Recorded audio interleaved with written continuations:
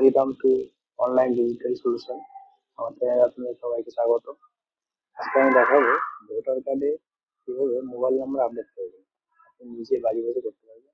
প্রথমে গুগলে গিয়ে লিখবেন NDSP, লিখে ভোটার সার্ভিস পোর্টাল এখানে ক্লিক করবেন।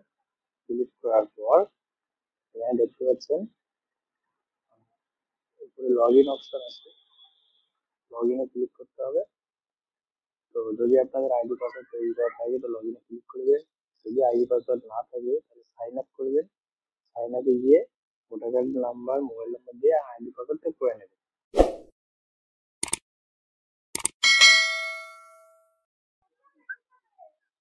যেহেতু আমার আইডি পাসওয়ার্ড করা ছিল সেহেতু আমি এখান থেকে ডিরেক্ট লগ ইন করবো। তারপর মোবাইল নাম্বার দেবো, তারপর পাসওয়ার্ডটি দেবো, যে পাসওয়ার্ডটি আমি সেভ করেছিলাম। এখানে ক্যাপচা কোডটা দিয়ে দেবেন। ক্যাপচা কোডটা দেওয়ার পরে নিচে দেখতে পাচ্ছেন রিকোয়েস্ট ওটিপি। রিকোয়েস্ট ওটিপিতে ক্লিক করতে হবে। তো উপরে যে মোবাইল নাম্বারটা দিলাম ওখানে আপনি যদি মনে করেন মোবাইল নাম্বারের বদলে ইমেল আইডি দেবেন তাও হবে। যদি মনে করেন ভোটার কার্ডের নাম্বার দেবেন সেটাও হবে। তো আমি মোবাইল নাম্বারটি দিলাম, ক্যাপচা করতে দেবেন। এবার রিকোয়েস্ট ওটিপি করবেন। দেখুন ওটিপি করার পরে মোবাইল নাম্বারে একটা ওটিপি যাবে। যে মোবাইল নাম্বার দিয়ে আপনি রেজিস্ট্রেশনটা করবেন সেই মোবাইল নাম্বার ওটিপি বসাবেন। বন্ধ করে ভেরিফাই লগইনে ক্লিক করবেন। ভেরিফাই লগইনে ক্লিক করার পর এখানে দেখতে পাচ্ছেন correction of entry existing roll fill form 8। আপনারা 8 নম্বর ফর্ম ফিল আপ করবেন। আদার্স করবেন যদি নিজের ভোটার কার্ডের নাম্বার মোবাইল আপডেট করতে চান তাহলে নিজের ভোটার কার্ড নাম্বার দেবেন। যদি অন্য কারোর ভোটার কার্ডের সাথে মোবাইল নাম্বার অ্যাড করতে চান তার ভোটার কার্ড নাম্বারটা এখানে লিখবেন। সেলফ মানে হলো আপনি রেজিস্ট্রেশন করার সময় যে ভোটার কার্ডের নাম্বারটা দিয়েছিলেন সেটা। তো দেখুন এখানে আপনার ডিএসটা শো করবে ভোটার কার্ড নাম্বার দেওয়ার পরে। আপনি নিয়ে নেবেন, তারপর ওকেতে ক্লিক করবেন। তারপরে এখান থেকে 4টা অপশন আছে। ভোটার কার্ড ঠিকানা পরিবর্তন, কারেকশন, এপিক নাম্বার কারেকশন, এগুলো সব আছে। তো আপনি করবেন correction of entries existing roll, okay করবেন। ওকে করার পর পেজ খুলে গেছে, আপনার ডিটেলস এখানে সব শো করবে। তো এই যে দেখতে পাচ্ছেন মোবাইল নাম্বার, এই মোবাইল নাম্বারে আপনি ক্লিক করতে গেলে ক্লিক হবে না। এখানে দেখতে পাচ্ছেন নেক্সটে ক্লিক করবেন। নেক্সটে ক্লিক করার পর এখানে আসবেন। এখানে এসে এবার সেলফে ক্লিক করবেন। সেলফে ক্লিক করে আপনার মোবাইল নাম্বারটি এখানে বসাবেন। তো মোবাইল নাম্বারটি, যে মোবাইল নাম্বার আপনি লিঙ্ক করতে চান আপনার ভোটার কার্ডের সাথে সেই মোবাইল নাম্বারটি এখানে লিখবেন। তো আমি লিখলাম মোবাইল নাম্বারটি। এরপরে পরের স্টেপে যেতে হবে।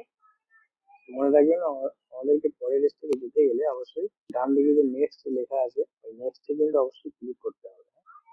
নেক্সটে ক্লিক না করলে আপনি পরের স্টেপে কোনো কিছু এডিট করতে পারবেন না, এদিকে কিছুই লেখা যাবে না। তো এই যে নেক্সটে ক্লিক করলাম। নেক্সটে ক্লিক করে আমরা পরের স্টেপে যাব।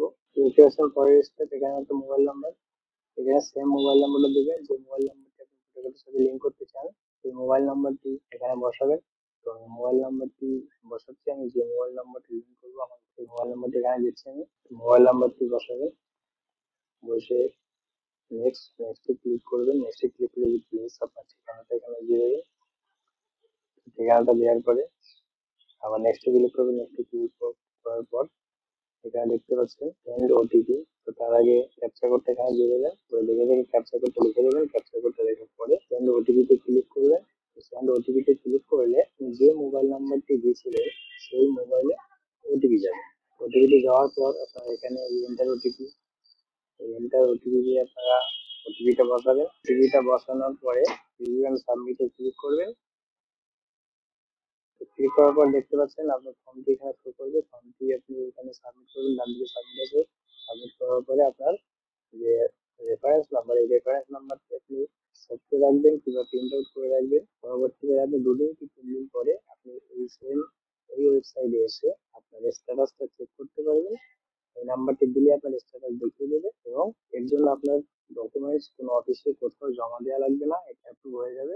এই যে দেখতে পাচ্ছেন ট্র্যাক অ্যাপ্লিকেশন স্ট্যাটাস, এখানে ক্লিক করবেন। এখানে ক্লিক করার পরে এই যে রেফারেন্স নাম্বার এবং স্ট্যাটাস দিয়ে দেবেন, দিয়ে সাবমিট করবেন। আপনি স্ট্যাটাসটা দেখিয়ে দেবে যে আপনার অ্যাপ্রুভ হলো কি রিজেক্ট হলো। অ্যাপ্রুভ হয়ে যাবে আশা করি, রিজেক্ট হয় না এগুলো। ধন্যবাদ বন্ধুরা।